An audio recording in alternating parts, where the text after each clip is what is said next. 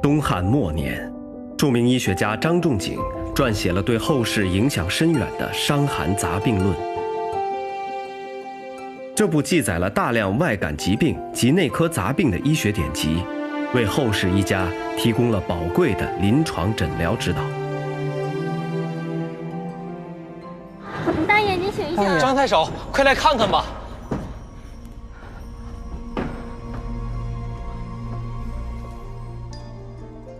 距自缢时间不久，仍有施救可能。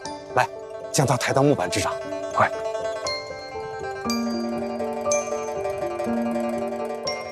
《伤寒杂病论》中记录下张仲景运用的心肺复苏方法，直到今天，仍是现代医学临床急救中的常用措施。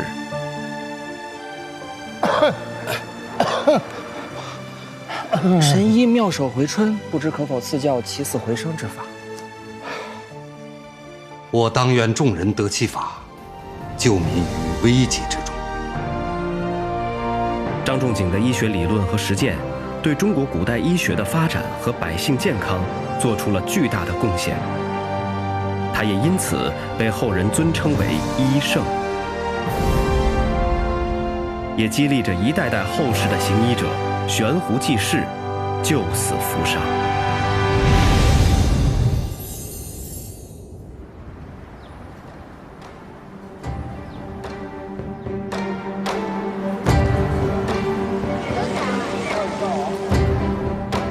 热闹喧嚣的城市里，总有一些人在做着只争分秒的冲刺。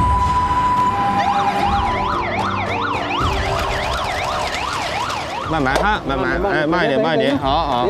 这个打开了，手放在肚子上面哈。对，福建省立医院。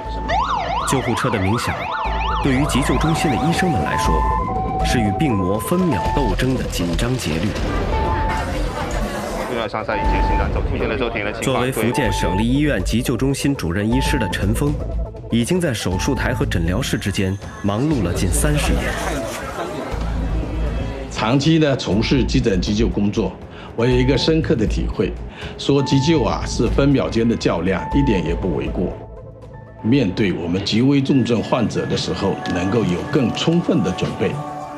我们时刻都在与时间赛跑，与病魔赛跑，分秒必争。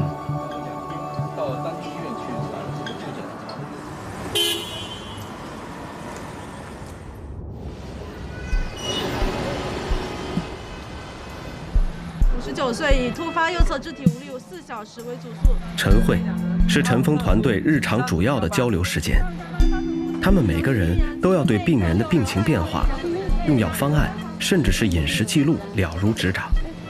希望我们的医生也好，护士也好，要突出一个快字。你们治疗也要快，诊断也要快，处理也要快，检查也要快。所以这里的病人从来没有轻过的。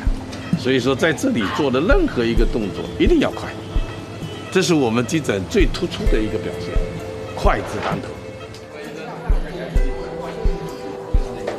急诊科作为医院中最前线的科室，每位急诊医生都是精英队员，但也同样面临巨大压力。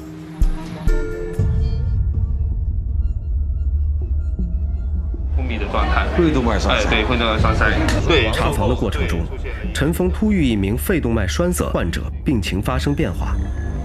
他在检查中发现，病人腹壁有血肿，伴随出血的风险。栓塞的情况都是对称的，对，也没有明显的肿胀。年龄多大？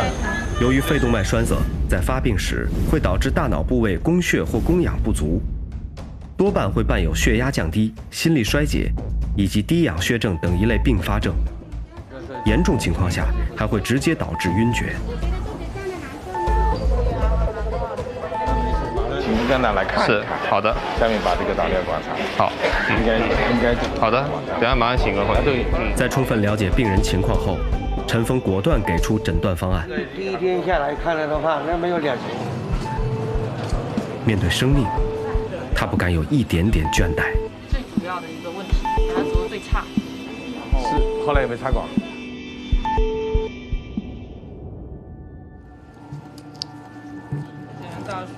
实性心率的话是。在繁忙的急救工作之余，陈峰还承担了大量的科研任务，对实验鼠的心肺复苏实验，能够一定程度地模拟人体心肺复苏过程中遇到的问题，对未来向患者更好地提供急救方案有重要的价值。是已经达到一个心脏骤停的一个标准。我们有很多的学生，我们需要我们带教，我们继续做我们的该做的一些科研的教学的工作，所以总觉得一天下来时间都不够用。分秒必争，第一时间为学生们解决实验过程中遇到的难题。陈峰希望，年轻一代医务工作者能够更好地发挥救死扶伤的作用。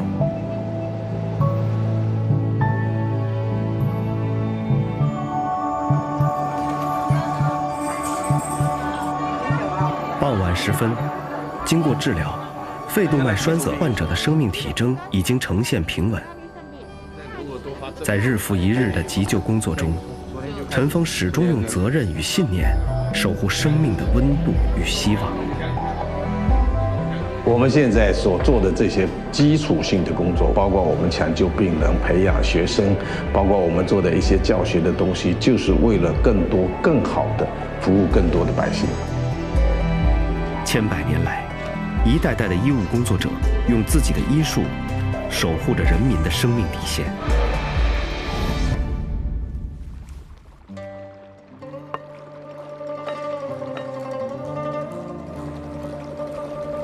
勤求古训，博采众方，将经验充分总结，是行医者救急救难之关键。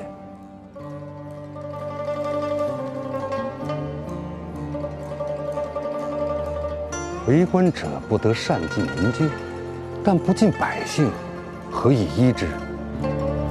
不如每月择定初一、15两天，大开衙门，让病者前来，我可逐一诊治。张仲景悬壶济世，心怀众生的医术与医德，一直是后世行医者的典范。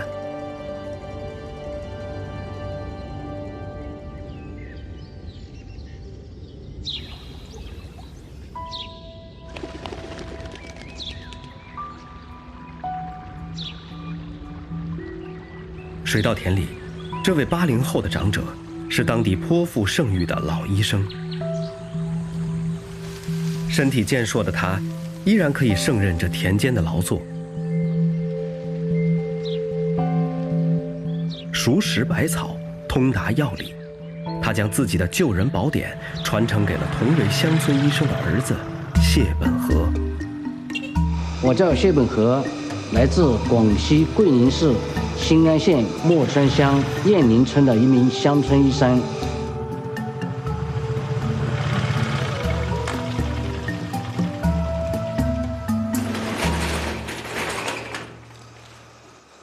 我的父亲谢世忠，他是以中医为主的。在我7、8岁的时候，我就跟父亲学一些中草药的知识。打电话啊，打个电话，打电话。行医30载的谢本和是全村190多户村民的家庭医生。他常常穿梭在山田村道间，为留守在村里出行不便的老人问诊、检查身体。哦，他个药有，他基本上是你睡到的时候心脏和就所以就容易跑气的原因。哦，对。燕林村大冲岭平均海拔在1000米以上，通行不便。近几天，村民老杨总感觉半身麻木。谢本和得到消息，赶忙出诊，对老杨进行检查。你现在是哪个地方不舒服？这半边左胸嘛啊。依据多年的经验，谢本和判断老杨是脑梗早期症状。可能还是有那种轻微的脑梗啊。他先通过中医的诊疗为老杨缓解痛苦，并催促他尽快到县城做更全面的检查。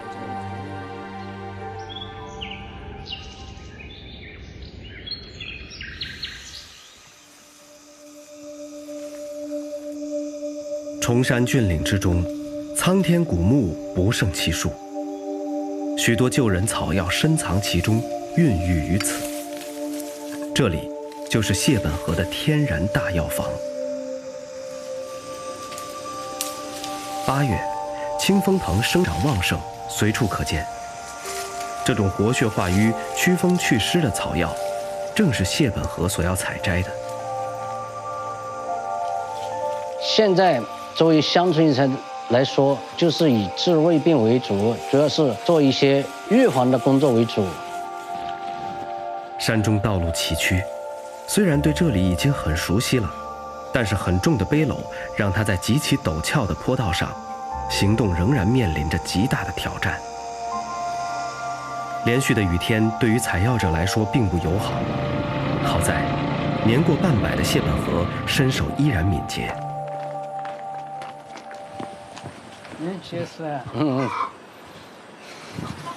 今天呢，反正就是正好又带给点这个草药啊，这个草药呢可能在清风藤在《本草纲目》中已有记载，对病人的关节疼痛、肢体麻木、手足沉重有一定的缓解作用。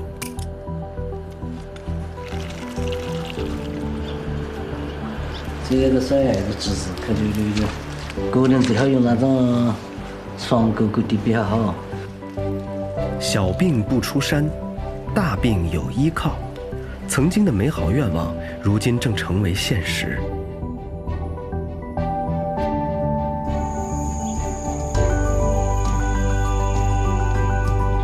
几天后，谢本河又来到了老梁家。有轻微的根嘛，它因为这个是一个低盐低脂饮食。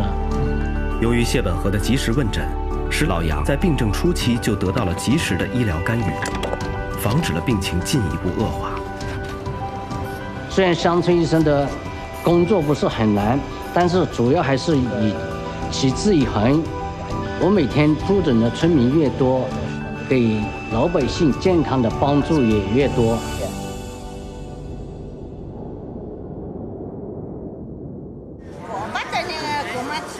他就是要练过了。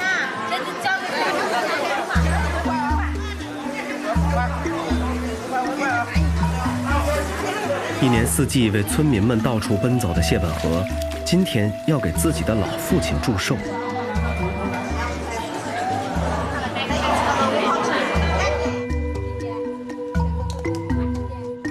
父亲不仅是村民们尊敬的老一代村医，也是谢本河的榜样。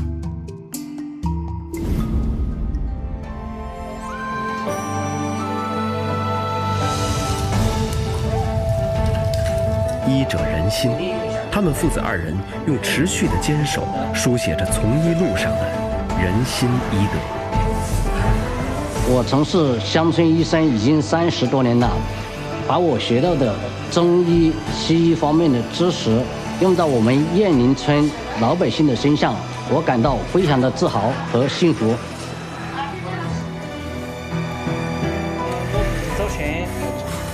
得知村民老杨的病情已有了好转，谢本河也松了一口气，他又开始了忙碌的一天。190户居民健康幸福的守护人，再一次上路了。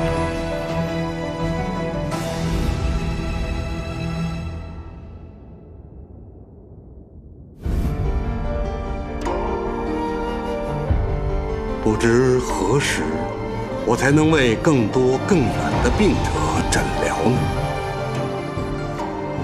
？2000年前，张仲景曾经忧虑，如何能让更多的病人受惠于先进的医术。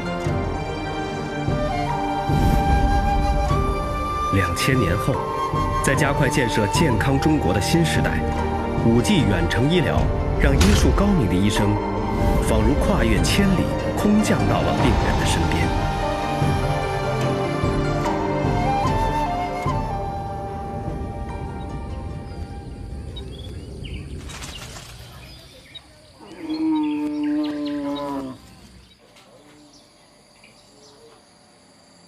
帕金森综合症是常见于中老年人的神经退行性疾病。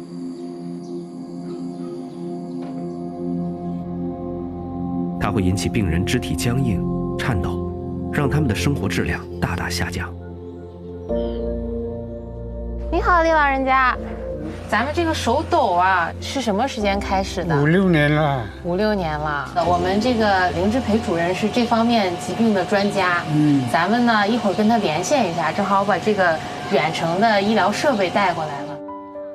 在中国超过300万名患者中，有相当一部分像李老这样的病人，过去因为地处偏远、信息闭塞，很难得到准确的诊断，更别提进一步的治疗。所以想请主任您确诊一下。哎，老爷子啊，起来站起来走一走，我了解一下。好的，慢一点啊。那已经很困难了啊。起身站立式地上。起床也困难。远程检诊箱是神经外科专家林志培利用5G 技术进行远程诊疗的利器。他不仅能进行这样的视频诊断，在远程查看放射影像进行手术时，还能让医生如同拥有千里眼一般。林志培作为国内最早操作脑起搏手术的医生，常常遇到患病许久得不到有效救治的病人，也曾经接到过临床手术中主刀医生打来的求助电话。因为我是比较早在国内引进脑起搏器，但是经常我碰到一个什么问题呢？就是人家在手术室、手术台上给我打电话啊，林老师啊，我按照这个标准的流程进行之后，我现在电击下去了，手还抖，怎么办？就是我一直在想就是能不能有一种视频实时的交互的，就像他在手术室做手术的，我一起参与的，我们可以实时同步的进行视音频交互，而且可以远程的操控的这个情况。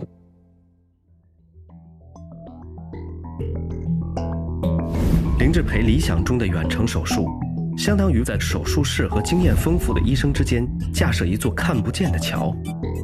搭建这座桥需要强大的网络通信技术，保证两端的网络时延控制在80毫秒以下。谁能够为医生和病人提供安全可靠的桥梁呢？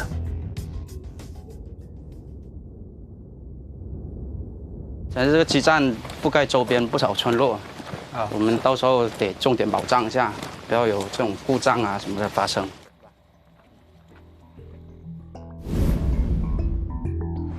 先看一下这个机柜里面的设备运行情况。5G 设施的维护人员正在为山村里的5G 基站做定期检修，这是保障远程手术的网络基础。我们的5G 检诊箱上其实是搭载了一些适配不同类型网络相关的算法，可以针对不同的网络来调整我目前视频的一个编码的情况，还有一个压缩率的情况，按需来使用，然后达到了远程医疗这种核心价值的能力。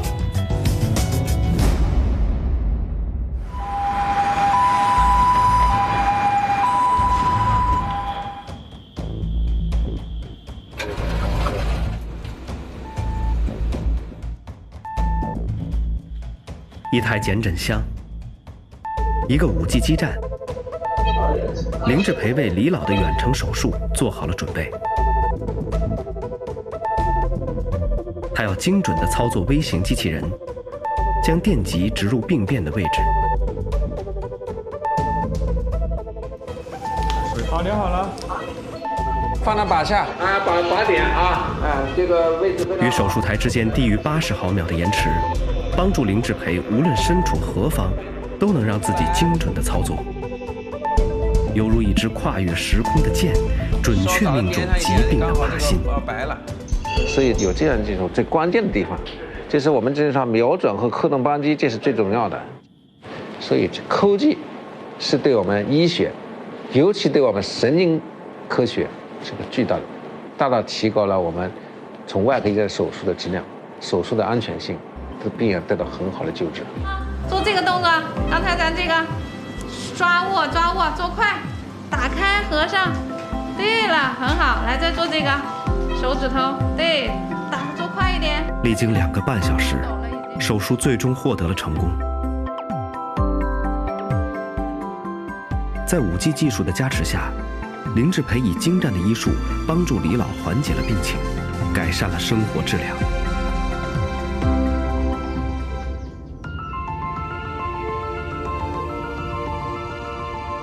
今天的中国，已把保保障人民健康放在优先发展的战略位置。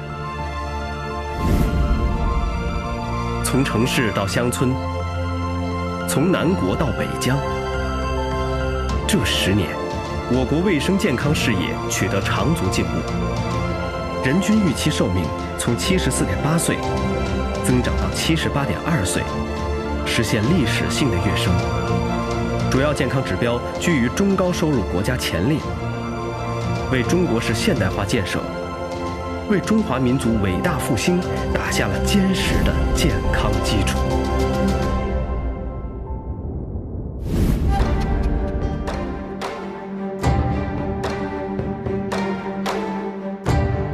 敢往昔之沦丧，伤横腰之莫救。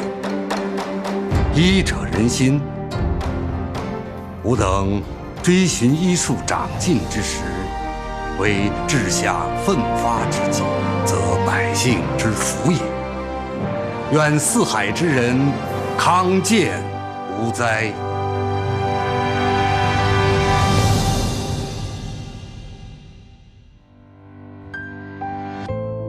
绿水青山中邂逅，自信的笑容，倒像我也真丰收。书声朗朗的问候，桃李传承着5000年的悠久。